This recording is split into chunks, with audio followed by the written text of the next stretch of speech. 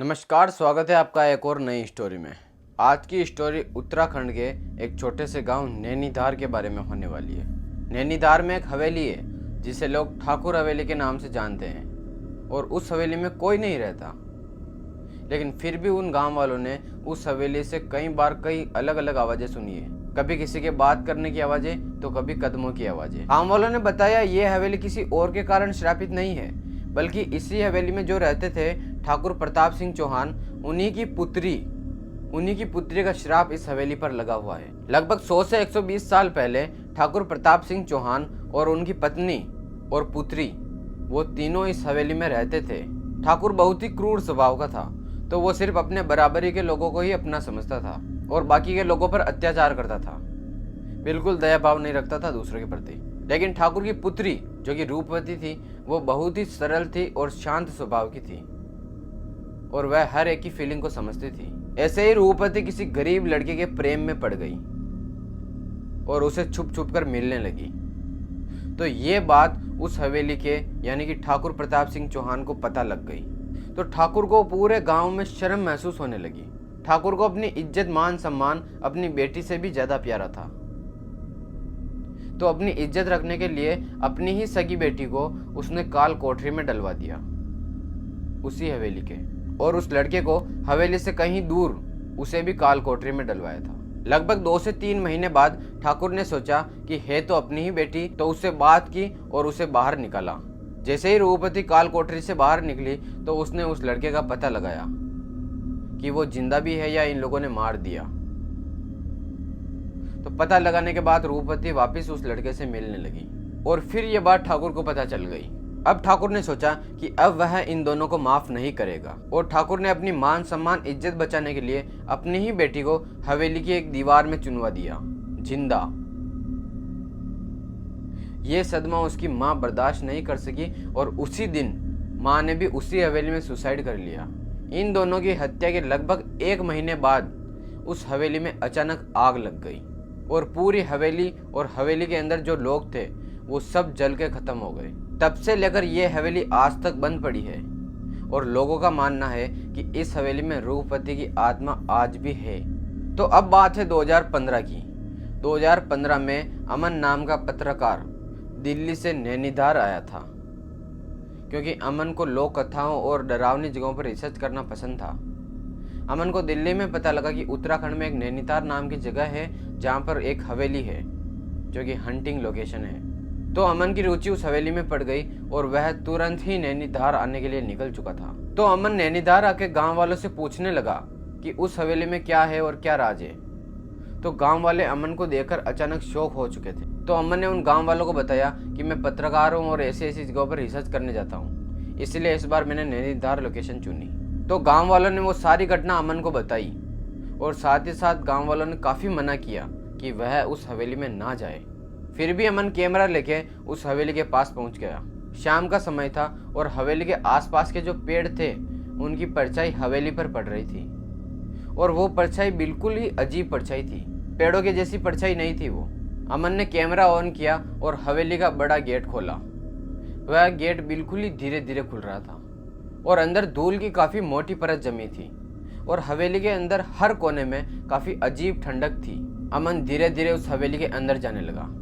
तभी अचानक अमन ने सुना कि दूसरे फ्लोर से किसी के चलने की आवाज़ें आ रही है। तो अमन ने अपना कैमरा सही पकड़ा और सीढ़ियों से ऊपर जाने लगा।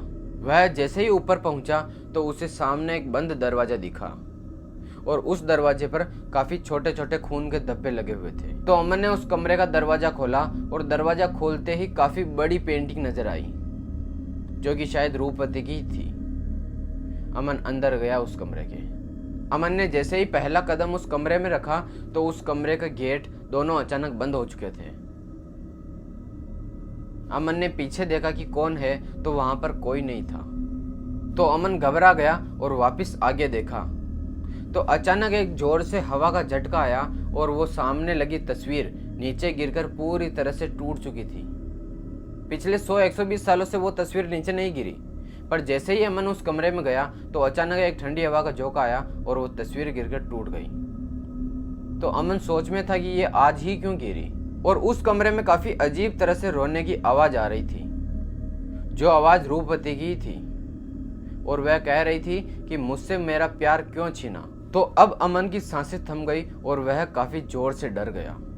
तभी उस कमरे का तापमान अचानक गिर गया और काफ़ी ज़्यादा गर्मी लगने लगी उस कमरे में और पूरा कमरा अंधेरे से भर चुका था। तो अमन ने अपनी टॉर्च निकाली और सामने चलाई। तो अमन ने वो टॉर्च सामने वाली दीवार पर डाली थी। तो उस दीवार पर अमन को एक परछाई दिखी। कोई आदमी नहीं था या कोई औरत नहीं थी, सिर्फ एक परछाई थी और वो परछाई अमन को कहने लगी कि तुम यहाँ क्यों आए हो।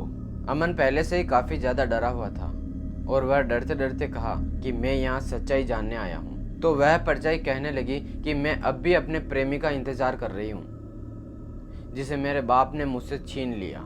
ये आवाज़ पूरे कमरे में गूंजने लगी। तभी अचानक सामने वाली दीवार के बीच एक दरार आने लगी और 2-3 हड्डियों के टुकड़े नीचे गिरने लगे। तब अमन सोचने लगा कि गांव वालों की बात मान ली होती तो आज ये दिन नहीं देखना पड़ता। फिर भी अमन आ गया था तो अब वह डरते डरते कहने लगा कि ये क्या है। तो वो परछाई कहने लगी कि मुझे इसी जगह जिंदा दीवार में दफना दिया था। अमन को लग रहा था कि ये सब कैमरे में रिकॉर्ड हो रहा है। तो अमन ने कैमरा देखा तो वो कैमरा उस कमरे में आते ही वो कैमरा बंद हो चुका था। तो अमन ने सोचा कि मैं अपना मोबाइल निकालूं और ये सारी चीज़ें अपने मोबाइल में रिकॉर्ड कर लूं, लेकिन वो मोबाइल स्विच ऑफ था। तो वो परछाई रोते रोते कहने लगी कि तुम्हारे जैसे बहुत लोग आए मुझे कैमरे में रिकॉर्ड करने, लेकिन किसी व्यक्ति ने मेरी मुक्ति के लिए कुछ नहीं किया। अब अमन काफ़ी ज़्यादा डर गया था और वह डर के मारे ज़मीन पर गिर गया। वह परछाई रोते रोते आगे कहने लगी कि अगर तुम मेरी मुक्ति चाहते हो तो मेरे प्रेमी को ढूंढ कर लाओ या उसकी कोई चीज़ लेके आओ। पता नहीं मेरे बाप ने उसे कैसे मारा होगा। ये सब सुनने के बाद अमन बेहोश हो गया। अगली सुबह जब अमन को होश आया तो वह हवेली के बाहर पड़ा था। वह वहां से उठकर गांव की तरफ जाने लगा और उसके दिमाग में सिर्फ एक ही बात चल रही थी कि रूपवती को मुक्ति कैसे दिलाए। अमन गांव में गया और एक बुजुर्ग आदमी से मिला जो उस गांव का सबसे बुजुर्ग आदमी था। उससे मिला तो बुजुर्ग ने बताया कि मैं तो नहीं, लेकिन हमारे बाप दादा कहते हैं कि उस लड़के का नाम विजय था और विजय को इस गांव के पास वाले जंगल में काफ़ी मारा। फिर बुजुर्ग आदमी और अमन वो जगह देखने चले गए थे उस जंगल की। तो बुजुर्ग आदमी कहने लगा कि विजय को इसी जगह मारा था और बाद में इसी जंगल के इसी एरिया में गाड़ दिया। पर ठाकुर को 3 दिन बाद अचानक क्या हुआ कि उसने विजय की लाश निकलवाई और कहीं दूर छुपाई, और वो लाश कहाँ छुपाई वो इस गांव में कोई नहीं जानता। ये बात सुनने के बाद अमन ने फैसला किया कि वह अब इस एरिया को खोदेगा ताकि कोई सुराग मिल जाए। अमन काफ़ी मेहनत से खुदाई कर रहा था, लेकिन 3 दिन गुजरने के बाद भी अमन को कोई सुराग नहीं मिला। अमन वहाँ से जाना चाहता था, लेकिन अमन के दिमाग में सिर्फ और सिर्फ रूपवती की मुक्ति ही थी कि कैसे भी करके उसको मुक्ति दिलानी है। तो अमन वापस खुदाई करने में लग गया। लगभग 7 दिनों की खुदाई के बाद अमन को एक रिंग मिली जो काफ़ी अंदर चली गई थी जमीन के। अमन उस रिंग को लेकर सीधा उस हवेली में गया और हवेली में पहुंचते ही वो उस कमरे में चला गया और वह रिंग एक टेबल पर रख दी। फिर पूरा कमरा अचानक थरथराने लग गया, वाइब्रेट, और कमरे की सारी चीजें इधर की उधर होने लगी जैसे कि पूरा कमरा हिल रहा हो। तभी उस कमरे से काफी तेज रोशनी निकली और उस रोशनी से रूपवती निकली थी। अमन ने रूपवती को देखा तो अमन काफी जोर से डर गया और पीछे जाकर बैठ गया। रूपवती उस कमरे में काफी तेज रोई और रोते रोते ही अमन का धन्यवाद करने लगी और वह वो रिंग लेकर वापस गायब हो गई। अमन ने बाद में देखा कि पूरे कमरे की चीजें व्यवस्थित पड़ी हुई है। उसके बाद उस हवेली में ऐसी कोई घटना नहीं हुई जिससे गांव वालों को लगे कि इस हवेली में अब भी भूत है, और गांव वाले अब उस हवेली के आसपास बिना डरे निकल जाते हैं। तो ये थी एक नैनीताल की एक हवेली की कहानी। अगर आपके साथ भी ऐसा हॉरर इंसिडेंट हुआ है या कोई भी घटना हुई है तो हमें कमेंट करके बताएं।